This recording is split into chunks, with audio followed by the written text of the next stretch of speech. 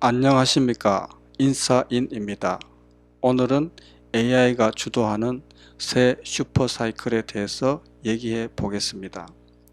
슈퍼사이클이란 장기간의 경제 확장을 일컫는 말로 일반적으로 높은 GDP 성장, 높은 물가로 이어지는 강한 상품 수요, 높은 고용 수준을 동반합니다.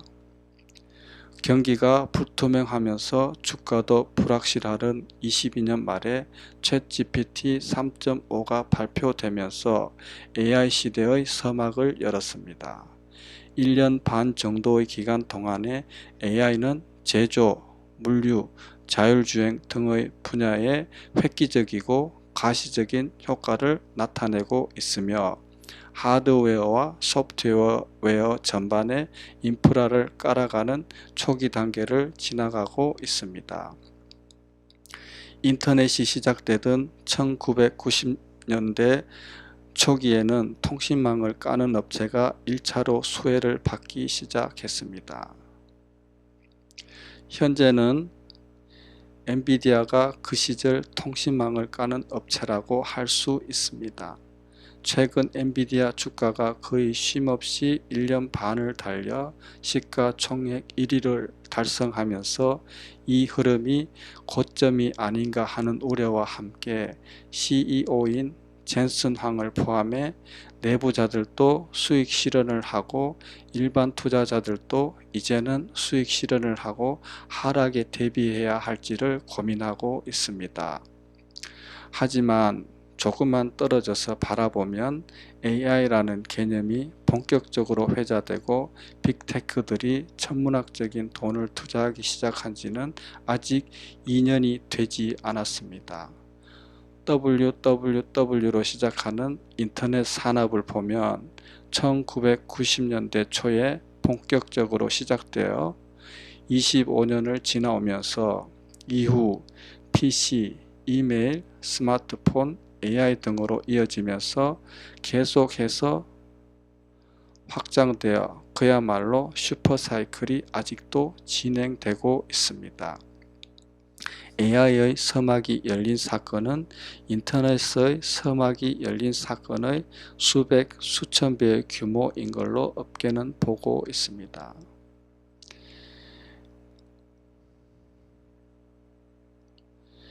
이런 관점에서 보면 AI의 투자는 이제 문을 열고 발걸음을 옮겨 놓는 그야말로 초입 단계이고, 투자는 돈의 단위의 개념을 달리하며 계속 확대될 걸로 봐야 할 것 같습니다. 2023년과 2024년에 AI를 통한 사업 계획을 발표하고 투자 방향을 잡아가고 있다면 2025년에는 기업들의 행동이 좀 더 가시적으로 실현될 걸로 보여집니다. 테슬라가 주도하고 있는 로봇과 AI를 이용한 공장의 효율화, 로봇택시를 비롯해 소매점들에서도 기존에 사람이 하던 주문과 서빙 등에도 AI가 적용될 것입니다. 아직까지는 대부분 빅테크가 주도하고 있습니다만 앞으로는 이 산업들을 빅테크가 소규모 기업들과 오프라인 기업들로 확장해서 일반 공장, 물류센터, 운송업체들 등이 AI 시스템을 채택하게 될 것입니다. 지금까지는 극소수의 기업만 채택하고 있는 단계이고요.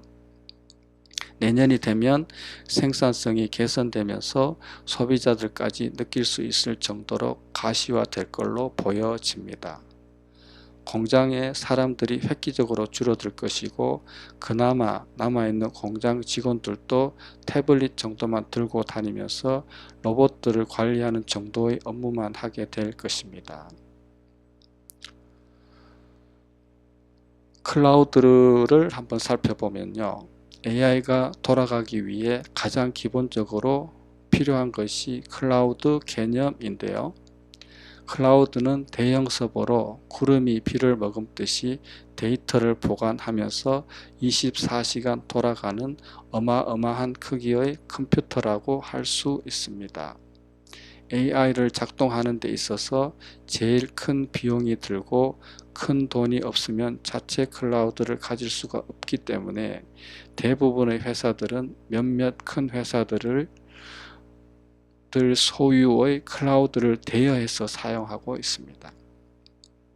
아마존이 31%, 마이크로소프트가 25%, 구글이 11%로서 이들 세 개 회사가 클라우드 대부분을 점유하고 있으면서 현금 수입원으로 되고 있습니다. 점유율을 1에서 2%만 늘리려고 해도 써야 되는 돈은 엄청납니다. 클라우드에서 가장 큰 비용은 서버 구축 비용이며 아마존은 반도체 회사를 2015년에 인수했으며 AI 연산만 하는 AI 가속기가 따로 있고 구글도 TPU라는 인공지능 반도체를 만들어서 내재화를 했으며 마이크로소프트도 애저 코발트라는 자체 CPU와 2023년 말에는 미아 100이라는 AI 가속기를 발표하는 등 세 개 회사 모두 자체 프로세서를 보유하고 있습니다. 이런 내재화에도 불구하고 속도와 효율성을 위해서 스스로 개발한 반도체보다는 시중에 나와 있는 가장 좋은 반도체를 쓸 수밖에 없는 상황에서 엔비디아는 모든 면에서 압도적으로 선도를 함으로써 이들에게 최선의 선택지가 됩니다.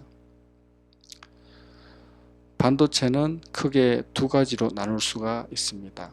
연산하는 CPU와 저장하는 메모리로 나눠지는데요. 최근 AI를 훈련시키는 AI 전용 반도체인 AI 가속기라는 개념이 새로 생겨났습니다. 원래는 CPU에서 하던 건데 분리가 되었습니다. 이런 식으로 새로운 영역의 반도체가 계속 생겨나게 됩니다.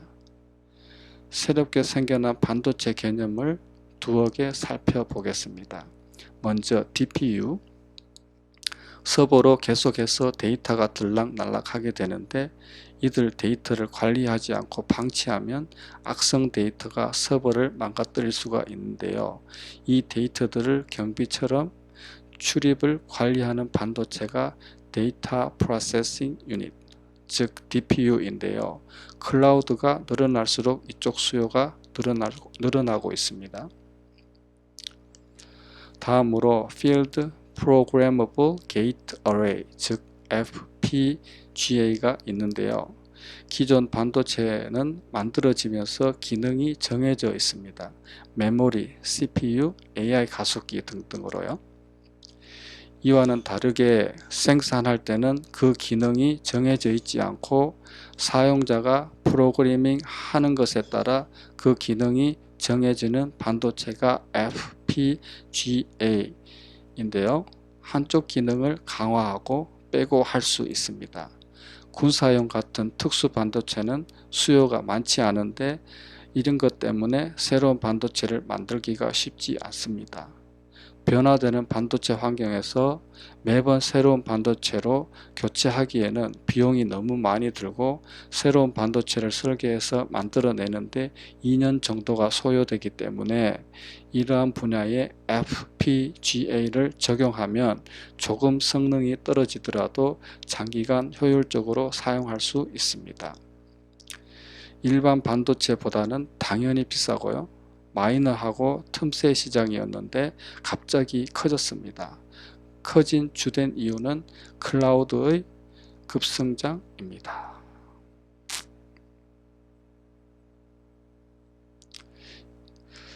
다음으로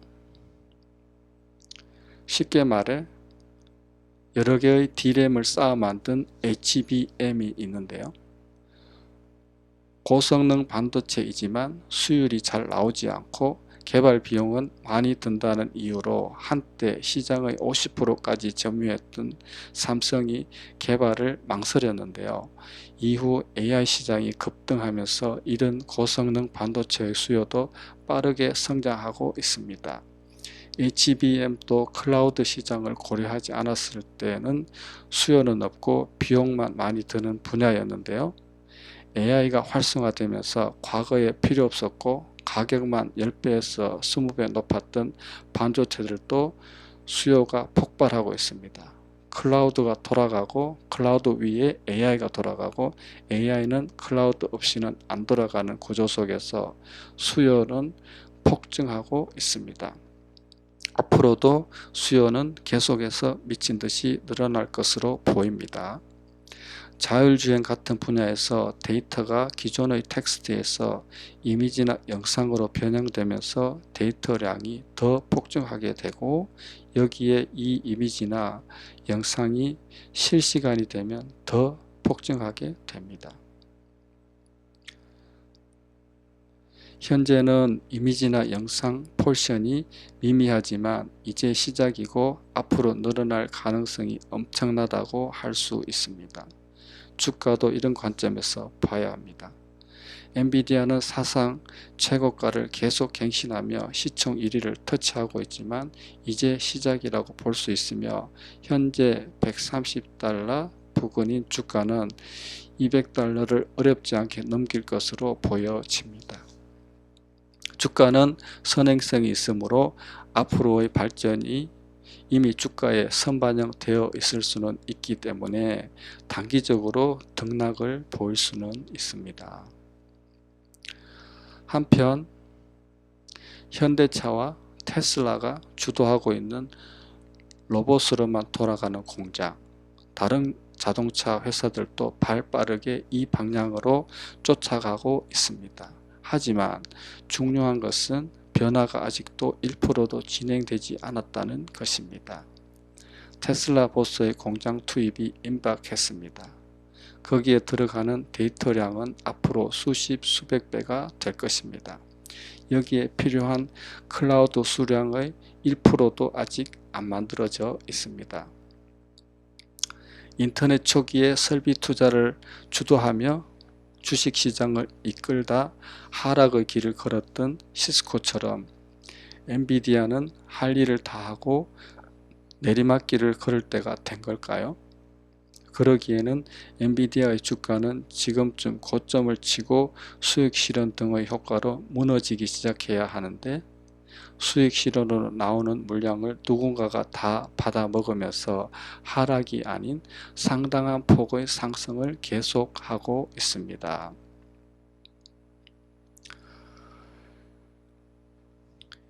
히트로지니어스 컴퓨팅, 즉 이기종 컴퓨팅이 있는데요. 하나 이상의 프로세서 또는 코어를 사용하는 시스템입니다. 예전에는 CPU, GPU, 메모리 등을 따로 포장하고 모아서 컴퓨터를 만들어 왔는데 이들의 성능이 점점 안 나오고 있으면서 데이터 사용량은 폭증하고 있습니다. 그래서 현재는 이런 문제와 필요를 해결하고 충족하기 위해 모두를 묶어서 큰 보드에 하나로 패키징하고 이후에 수평으로 모아진 것을 다시 8에서 12층으로 수직으로 쌓아서 컴퓨터를 만들고 있습니다. 이렇게 크게 쌓으면 하나의 문제만 생겨도 전체 패키징이 작동을 안 함으로써 막대한 손실을 입게 되는 위험을 감수해야 하지만 이런 부담을 감수하고서라도 이렇게 만들어야 시장이 원하는 성능에 겨우 근접하는 수준이 됩니다. 아무리 잘 만들어도 수요에는 못 맞추는 성능밖에 안 된다는 얘기가 됩니다. 이를 보완하기 위해서는 타 회사에서 만든 반도체도 같이 넣어야 하는 상황인데요. 이들이 상호 잘 작동이 되게 설계하는 기술이 필요하며 팀으로 일해야 할 수밖에 없습니다. 이런 기술을 위해서 대기업들이 엄청난 자금을 투자하고 있고 몇 년 내에 끝날 산업이라면 이들이 이런 자금을 투자할 리가 없겠죠.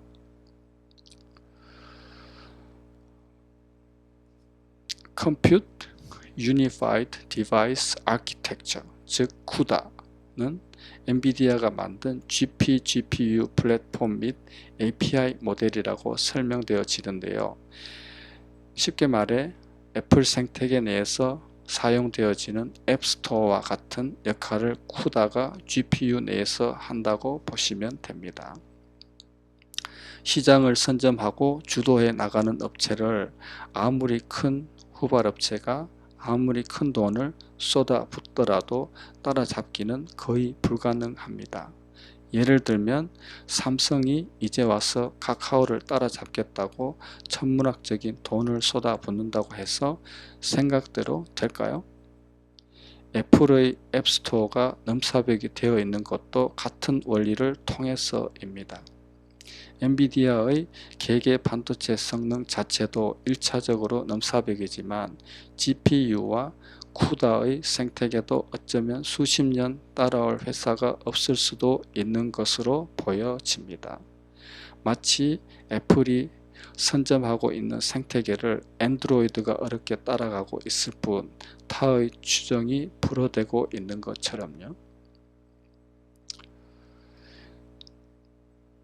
이런 이유로 빅테크들의 내재와 노력에도 불구하고 적어도 1, 2년 안에는 엔비디아 칩을 안 쓸 수가 없습니다. 특히 AI를 학습하는 분야에서는 비싼데도 불구하고 엔비디아 칩을 쓰는 것이 다른 제품을 쓰는 것에 비해 비용 효율적입니다. 젠슨 황은 제품 개발 주기를 줄이면 비용이 더 들지만 개발 주기를 2년에서 1년으로 줄이겠다고 합니다. 시장의 수요는 비용이 높아지는 것보다 시장의 수요가 훨씬 더 높기 때문이라고 합니다.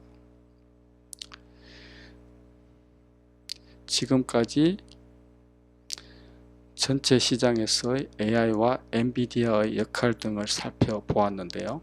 지금부터는 군사 분야에서의 이들의 역할과 상황을 좀 살펴보도록 하겠습니다. AI 관련해서 가장 앞선 집단이 군이라고 할 수 있습니다. 이길 수만 있다면 아무리 비효율적이라도 돈을 쏟아붓는 곳이 전쟁터입니다. 러시아 우크라이나 전쟁과 이스라엘 전쟁에서 AI와 우주통신 분야의 혁신이 일어나고 있습니다. 드론이 날아와도 어디서 날아오는지 알 수가 없기 때문에 정밀 타격하는 것은 생각할 수도 없습니다. 비싸지도 않은 장비로 스타링크에서 보내주는 통신으로 이러한 드론 공격을 함으로써 전쟁 초반에 러시아 장성들이 많이 죽었습니다. 전시에 핸드폰으로 연락을 많이 하게 되고 통화량이 많은 지역이 파악 가능하기 때문에 그 지역을 공격하면 장성들이 모여있는 곳을 파괴시킬 수가 있습니다.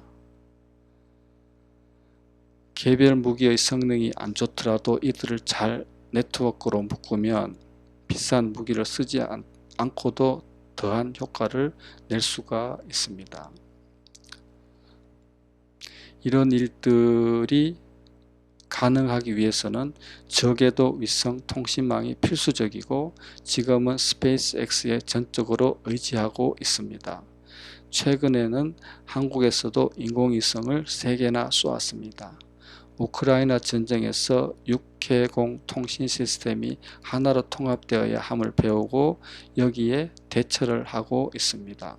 고성능 전투기보다도 저궤도 인공위성 통신망, 빠른 속도로 이들을 분석할 수 있는 AI, 가동할 수 있는 반도체와 이것들을 실시간으로 공급해 줄 수 있는 클라우드 시스템이 필수적입니다.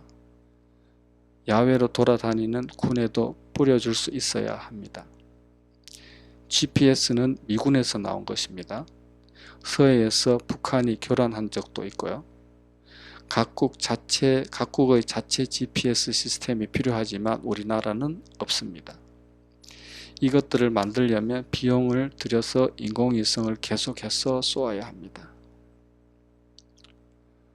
유인 전투기인 6세대 전투기는 한 대에 수십 대의 무인 전투기가 붙어서 한 세트가 됩니다. 이들 간의 통제 시스템 내에도 우주통신, 인터넷, 클라우드가 없으면 6세대 전투기는 무용지물이 됩니다. 사이버 해킹을 방지하기 위해서 사이버 보안이 필요하고 이것들이 핵무기 이상으로 중요한 요소입니다. AI는 민간 영역이지만 최첨단 반도체는 민간 영역이 아니고 반도체를 육성하는 것이 민간 영역에서 국가 안보 개념으로 끌어올려져 있습니다. 자율주행도 자동차의 개념에서 전투기의 자율비행 개념, 자율공격과 방어 개념으로 개념이 격상되게 됩니다. 항공모함을 대체할 수 있는 일개 함정이 있다면, 여기에서 전투기가 아닌 드론이 날아간다면, 해상 드론이 날아가서 수중으로 미사일을 발사한다면 이 드론이 해킹 당하지 않고 AI, 사이버 보안, 클라우드가 들어가야 합니다. 그렇지 않으면 전투기나 드론을 만들어도 무용지물이 됩니다. 러우 전쟁으로 이것들이 모두 앞당겨졌습니다. 통신망을 하나로 통합하는 작업과 우주통신망 구축은 가속화되고 있습니다. 단순히 드론이 날아다니고 공격하고 하는 시스템은 초보적인 상황입니다. 군 외에 민간에서 테슬라가 주도해 나가고 있고 민간이든 군에서 안 쫓아갈 수가 없는 상황입니다. 우리가 아는 방산주는 더 이상 방산주가 아닐 수도 있습니다. 더 이상 필요 없는 분야에 투자를 집중하고 있기 때문입니다. 재사용 로켓이 그 예인데요. 민간 기업인 스페이스X는 이미 해냈는데 군에서는 못하고 있습니다. 팔란티어 같은 경우는 방향은 맞지만 수익성은 잘 못 만들어내고 있습니다. 미국 국방부 예산이 어느 쪽으로 가는지를 보면 방향성은 맞는 것 같지만 명료하지는 않습니다. 인텔은 왜 주가가 지지부진할까요? 미국 정부는 인텔을 밀어주고 있습니다. 인텔은 대표적인 방산 기업이기 때문입니다. 인텔은 국방부와 밀접한 관계를 유지하고 있습니다. 그럼에도 불구하고 몇 년 동안 시류를 따라잡지 못한 부분을 쉽게 수습하지 못하고 있습니다. TSMC는 대만 제조기업으로 테슬라보다도 시총이 높은데요. 미국으로의 리쇼어링이 일어나고 있습니다. 단순히 미국으로 제조업을 끌어온다고 해서 중국이나 한국을 이길 수는 없습니다. 이길 수 있는 유일한 방법은 제조업에 AI를 적용시켜야 합니다. 이런 부분에서 인텔이 해야 할 부분은 큽니다. 단기적으로 따라잡기는 쉽지 않겠지만 장기적으로 인텔의 역할은 반드시 크다고 할 수 있습니다. 전 세계 반도체는 미국에서 일본으로, 일본에서 한국으로 흘러왔지만 주도는 미국이 여전히 하고 있습니다. 현재는 대만과 한국에 너무 집중되어 있는 것을 미국, 일본이나 동남아로 분산하는 것이 미국의 국익에 도움이 됩니다. 이렇게 하는 것이 적성국가에 이들이 공개되지 않게 하는데 도움이 되고요. 메모리도 한국에 너무 집중되어 있는 상황입니다. 지금까지는 반도체도 메모리 CPU가 따로 놀았지만 최근 패키징의 중요성이 더 커지고 있습니다. 패키징은 전통적으로 동남아가 강했고 보이지 않게 패키징 생태계가 존재해 왔습니다만 현재는 TSMC에 집중되어 있습니다. 전력 송배전 인프라 쪽으로 한번 살펴보겠습니다. 송배전 센터가 데이터 센터하고 100% 연동되는 건 아닙니다. 데이터 센터보다 아직 10분의 1도 안 오고 있습니다. 송배전 센터는 건설하는데 시간이 오래 걸립니다. 송배전망을 완성하는 데 15년 정도 예상을 하고 있습니다. 남아도는 전기를 필요한 대로 보내는 시스템이 건설되어야 하는데 이들망이 통과하는 지역의 반대가 심합니다. 그래서 해저로 돌리는 시도도 이루어지고 있습니다. 해저 케이블은 일반 케이블이 아닙니다. 맞춤형이고 케이블을 제작하는 것이 선박을 만드는 것하고 동일합니다. 시간이 2년 정도로 오래 걸립니다. AI는 시작한 지 불과 1, 2년 밖에 되지 않았습니다. 전력 부분은 아무 시작도 안 했다고 할 수 있습니다. AI와 데이터 센터의 공통점은 전기만 사용한다는 것입니다. 현재 AI의 전기 소요는 미국 전체 전기 소요의 2% 정도 됩니다. 모든 로봇, 센서 또한 전기로 가동되고 있습니다. 전기차는 일반 가전제품보다도 전기를 엄청 많이 먹습니다. 신차 판매의 10%가 전기차입니다. 전기 충전에 엄청난 전기를 소모되고 있습니다. 석유와 석탄을 집어넣는 전통적인 방식으로는 안 되고요. 송배전 수요는 이제 시작이지만 이 수요의 수혜를 받는 곳은 기존 송배전 회사가 아니라 AI 회사일 수가 있습니다. 송배전을 효율적으로 해줄 수 있는 회사는 AI 회사입니다. 이들을 효율적으로 해줄 수 있는 회사가 AI 회사이지만 지금은 그 생각을 할 때는 아직 아닌 걸로 보여집니다. 피크는 10년 내에도 오지 않을 것으로 보여집니다. 피크아웃이 10년보다 훨씬 더 걸린다는 얘기가 됩니다. 단기적으로 1년 안에도 피크아웃이 올 수는 있습니다만 워렌 버핏도 베이비 부머 세대의 성장에서부터의 초입까지 관련 기업에 투자해서 부자가 되었다고 보여집니다. 코카콜라, 자동차, 카드, 보험, 대출 등입니다. 그 다음 세대가 핸드폰, 인터넷, 구독 등인데요. 이들이 모두 임계선을 넘은 상태입니다. AI가 그 뒤를 이을 것이 확실시 되는데요. 엔비디아 다음 분기 매출은 280억 달러로 예상되고 있고 데이터 센터 매출은 1000억 달러. 거기에 마진이 80%로 잡혀 있습니다. 엔비디아 대체제는 과연 있을까요?